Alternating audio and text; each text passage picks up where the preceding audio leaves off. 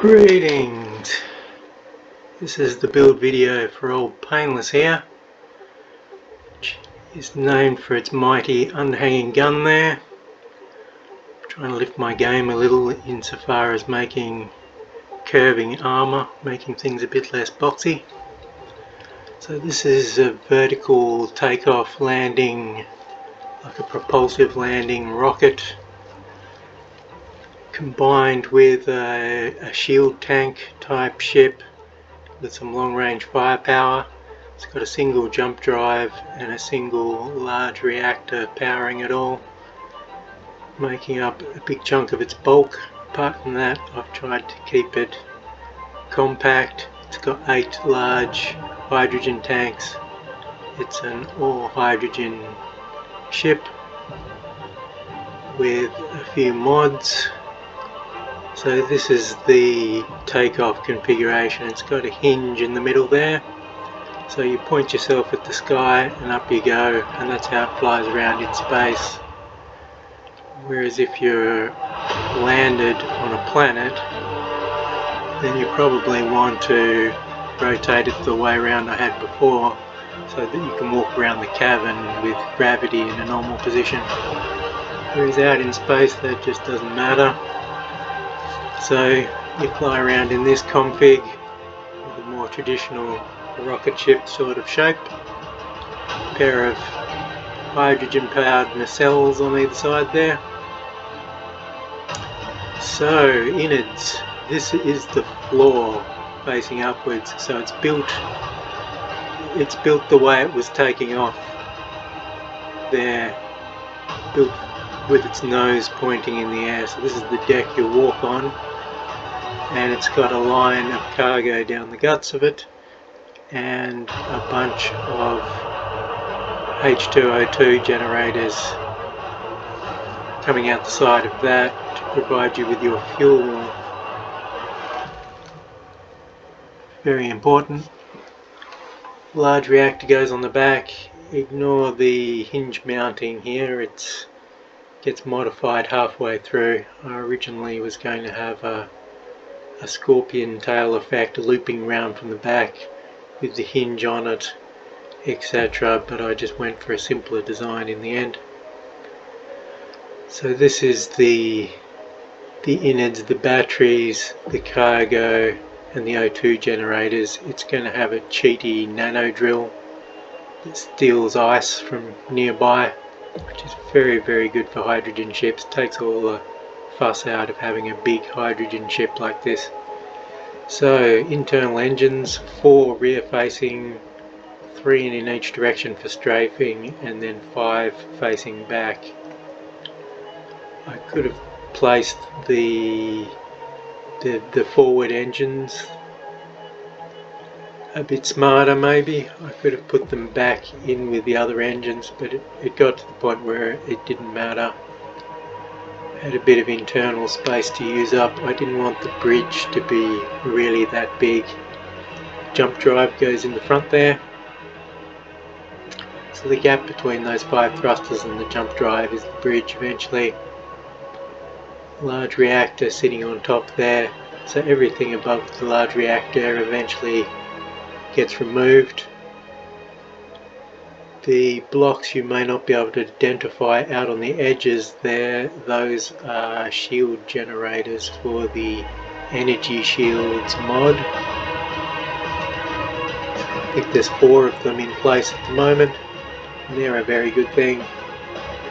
They absorb crash landing damage as well as projectile damage, which is very useful of them. So these are effectively the downward facing engines along the bottom there, and there'll be 3 upward facing ones, and they're the only exposed engines. The rest of the manoeuvring engines are tucked away inside. So starting to add some of the rear armour quite early for me. Usually I'm still getting the innards exactly right before I start putting much of an armoured skin on, but those thrusters down the back I wanted to encase and figure out how it was going to be shaped down the back wrapped around all those internal thrusters there. Got some doors in at the sides. I think I end up reversing the direction of those doors. Those first windows are shorter windows than I eventually want. So inside I've got some decorative blocks that I like, and survival kit. I think the shield goes in there eventually, the shield controller, survival kit, and a cockpit. Not much else in there apart from decorative blocks that make it a bit of a bridge. So I'm starting to wrap a bit of armour around the top and sides.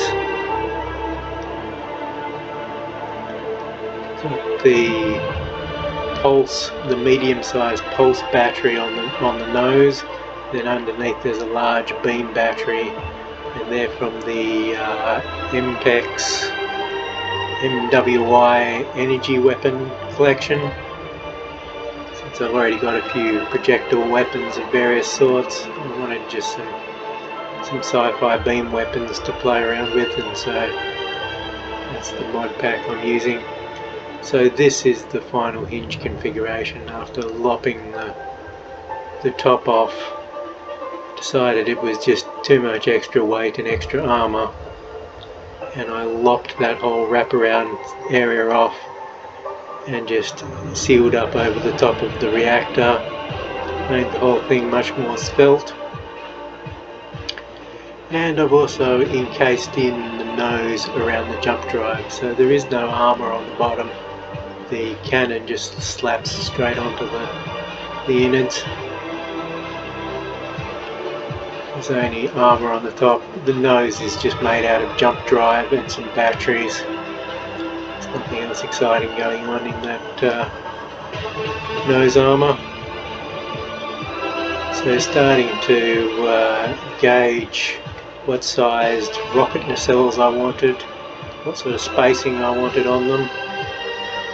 So the original configuration on these rocket nacelles was 6 tanks with 2 below and 1 above and then a small one. And I eventually changed it to a more even layout with 8 tanks. So with the engines in landing configuration there, when I'm landing the ship, that's how I'd have the engines oriented. I'd be pointing straight at the ground, nose first. My altimeter would be right in front of my face, and I'd know exactly how high up I am as I plummet downwards towards the planet. And we swing them around, and then you've got like a takeoff configuration.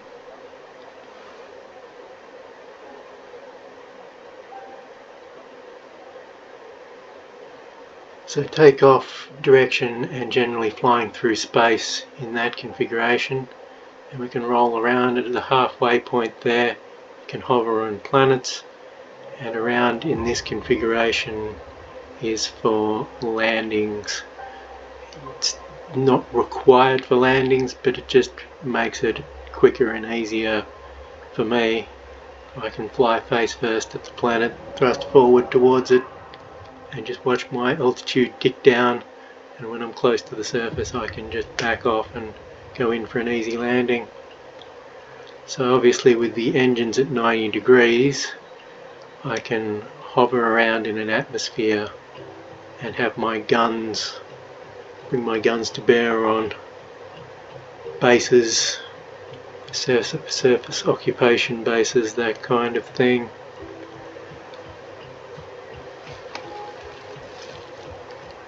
Just by including a little bit of manual thrust in those big rocket engines, I can just do the atmospheric hover. So that pretty well worked out pretty simply and fine. Added a bit of cosmetics, but that's still the 6 tank version, so it looks a bit better proportioned, I think, with all the 8 tanks on it. So there's the massive beam weapon attached to the base. So underneath means it's very easy to shoot surface bases with it. It's on the bottom of the ship. Don't need to point my nose down or do anything fancy like that. Nice and simple. And the smaller weapon on top in case anything angry comes from above. When I'm parked on a planet, I've got the Gatling guns, and all three Gatling guns are at the top if I've got the ship configured flat. If you're sitting on a planet like this, you've got all your Gatling guns at the top, whereas when the ship's configured to fly through space, two of the Gatling guns are pointing forward and one's on the top.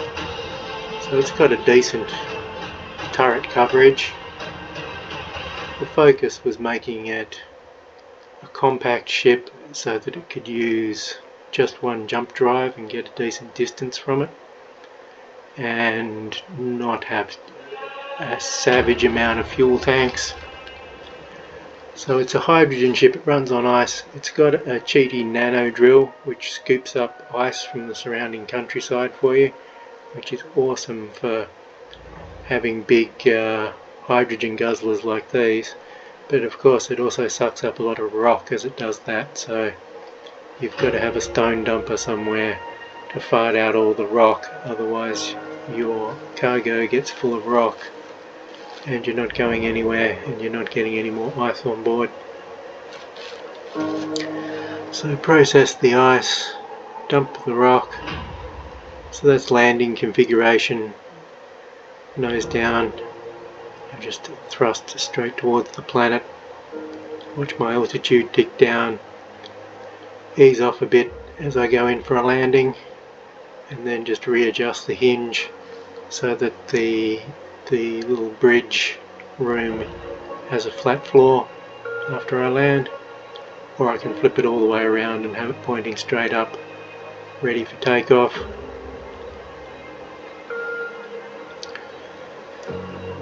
Got to have that hinge, and it's just fun to have some mechanical elements that you can play around with. Apart from that hinge, it's very straightforward. There's no access ramp for you to get on board. If you've got no hydrogen at this point, you're not getting on board the ship. It's not quite that forgiving. It's a compact combat ship. It's not a mobile base. It's got no refinery. It's got no assembler on board. It's just got this mighty cannon hanging out the bottom. So you end up using it upside down. You're manually controlling your turret, then your view's inverted like this, and the enemy bases are hanging from the ceiling.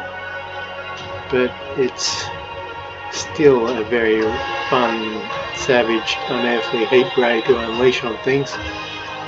It's complete cheaty overkill against these surface occupation bases because they've only got vanilla weapons, but it's built in anticipation of angrier things to come. We're going to need some ships that can stand up to the angry things we have to fight. It wasn't built to just pick on surface bases like that. So it can cruise around in an atmosphere in this configuration. You just get a bit of manual juice to those two big rockets, cancel out enough of your weight, and then you can just fly around and adjust your position with the regular onboard rockets, cunningly concealed inside. Whereas if you want to fly into space, then you'd flip it around and just go straight upwards. You're not going to bother going for any sort of hover maneuvers with that. It's not primarily designed to fly around in an atmosphere and shoot things in that mode. It's mostly designed as a spaceship that can do a propulsive landing. So most of the time it's going to be flying around looking like this. And this is, for the most part, what it looks like. It just looks a bit odd when it's landed because you want to be able to walk around on the deck with normal gravity. And in space that's not an issue, so you mostly fly around looking like this with the sort of high mounted nacelles over your kind of World War II patrol boat kind of a shape, with a dirty great big snipey beam cannon hanging off the bottom. So this is just a bit of a rocket test. Fly up, flip the configuration. It's only a little 5-kilometer hop, this one.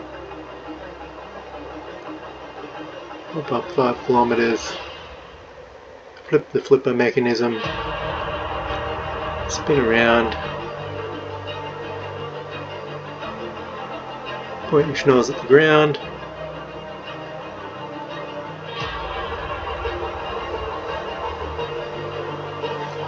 and it's pretty good for pinpoint landings considering you're a rocket ship.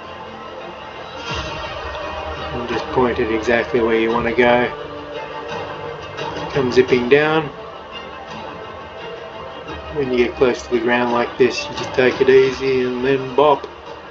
Let your feet lock in. Kill the thrust to the big rocket engines on the side. And then if you want a comfy cabin to hang out in, you can rotate to the half position so that your cabin's flat. And usually you want to kill all your engines with this kind of ship because you get an instant cloud of smoke there. Engines don't understand suddenly being rotated 90 degrees. It doesn't compute. They start wasting your hydrogen, so with a fiddly ship like this, go into the engine controls and just kill off all the manoeuvring engines till you're ready to move again. 5-kilometer hop completed.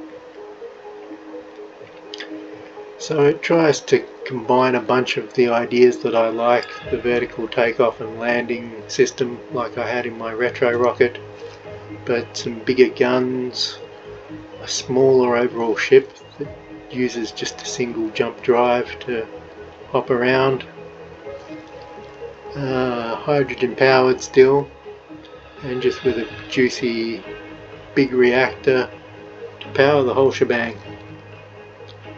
And that's old Painless. That's how old Painless operates, that's how it works. Hope you liked it. See you next time.